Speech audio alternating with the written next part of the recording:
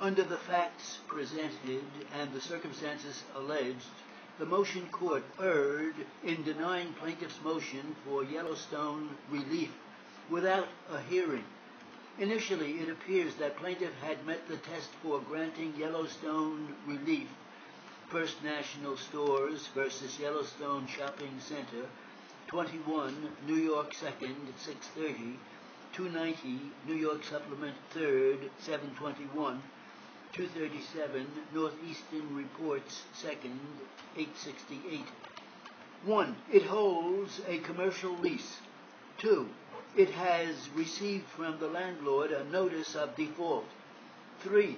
The application was made prior to the termination of the lease. And 4.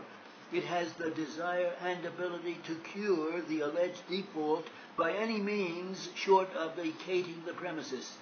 See Jeremiah versus Smith, 125, New York Supplement 2nd, 3.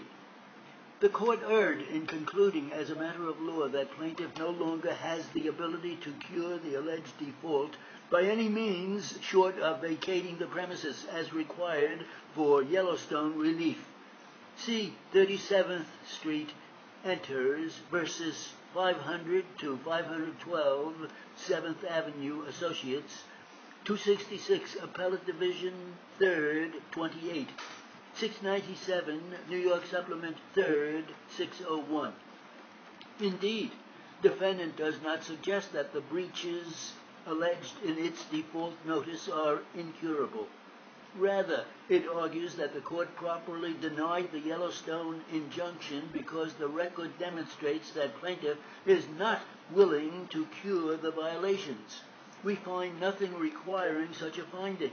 The cases cited by defendant involve situations in which the tenant either affirmatively indicated its refusal to cure, see Metropolitan Westchester Lanes versus Colonial Park Homes, 187 Appellate Division 2nd, 492, 589 New York Supplement 2nd, 570, or acted in a thoroughly blatant fashion to demonstrate that it had no intention of curing an obvious breach, should it be found in violation of the lease.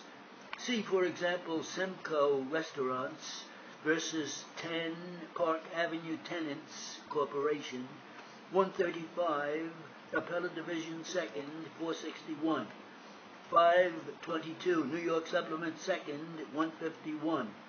Leave dismissed, 72 New York 2nd, 840, 530 New York Supplement 2nd, 555.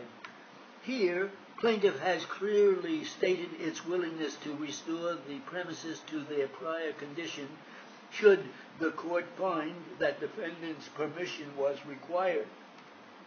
The motion court acted precipitously in concluding that plaintiff had come to court with unclean hands and was therefore not entitled to seek relief, while someone apparently forgot, or forged rather, a signature purporting to be that of the owner's managing agent on plaintiff's permit application. It was premature to conclude that plaintiff either committed or was chargeable with the forgery so as to preclude it from seeking judicial intervention.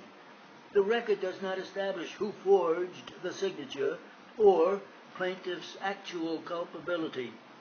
That a forgery was committed on behalf of plaintiff is not sufficient to foreclose it from a right to seek relief. Plaintiff should only be chargeable with the forgery where it would be legally liable for it. For instance, if it would have been reasonably expected that a person acting as agent for plaintiff would do such a thing. See Ravello versus Waldron, 47 New York 2nd, 297, 303, 418 New York Supplement 2nd, 300, 391.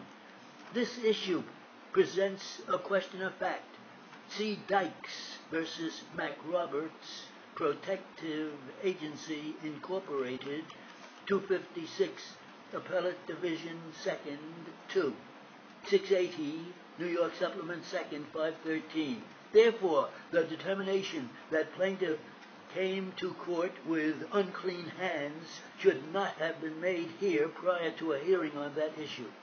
See Chai and Tout versus Royal Realty Corporation, 246, Appellate Division 2nd, 398, 399, 666, New York Supplement 2nd, 428. The preliminary mandatory injunction sought by plaintiff with respect to the defendant's approval of the work in question was properly denied by the motion court. Plaintiff failed to demonstrate a likelihood of success on the merits in view of the broad lease provisions which require the owner's permission before improvements are made on the premises, and specifically provide that the landlord's decision to grant or deny consent will be in its sole discretion.